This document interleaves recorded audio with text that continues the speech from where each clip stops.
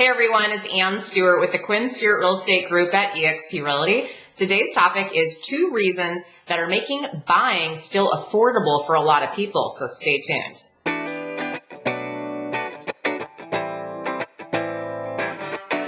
So today's topic is all about 2 reasons that are showing themselves to help with affordability and allowing people to still buy houses.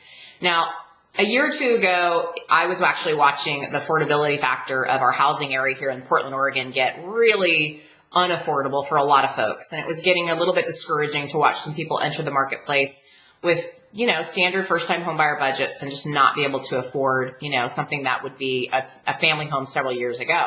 But what we have seen over the last year is that prices have kind of leveled out a little bit. We haven't jumped up double digits in appreciation. So it helps to keep things stable for a lot of people.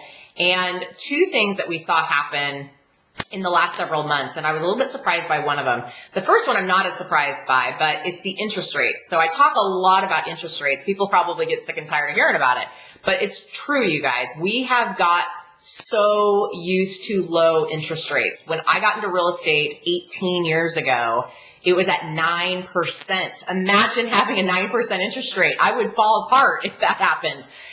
But people were refinancing like crazy when it was at 9%. They thought we just struck gold with interest rates. I mean, put that into perspective for just a minute. Imagine your mortgage payment right now at 9%. That's sobering. But today we have been involved with low interest rates. After post-recession, they've been 3s, 4s, and we crept up close to 5 last year.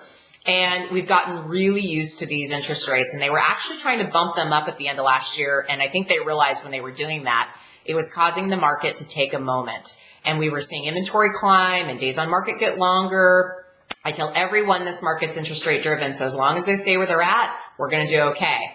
But we just had in the last, it's probably been over a month, the lowest interest rates in 13 months that we've seen in a long time. So that surged our spring market, surged it. So low interest rates, what does it do for people? You have higher buying power. You can borrow more money and your payment's not as affected as if you go up to 5, 6, or 7, right? So I always tell people if you go up 1%, you're probably looking at the affordability factor going down for a borrower by about $30,000 to $40,000 depending. So it's a big deal, you guys. So even though we don't control them, we're subject to them. So interest rates are really low right now. It's very affordable to borrow money. So that has kept our affordability factor going for people to borrow.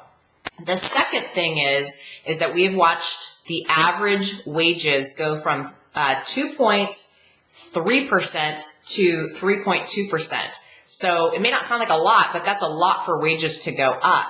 I actually experienced a few times this year already where clients told me that they got bonuses, where they got a rate increase. They saw more money coming in on their paychecks. And so that allows people to borrow a little bit more or go up a little bit in price. And so that has been 2 things we've seen this year that have kept our market going. And Portland, Oregon, even though our prices have climbed and they're getting more and more expensive by the year, we're still fairly affordable when you consider California or Seattle. So if you have any questions about this or want to know what your affordability is like, or a family member or a friend or anybody you know, please don't hesitate to reach out to us. We're here to help.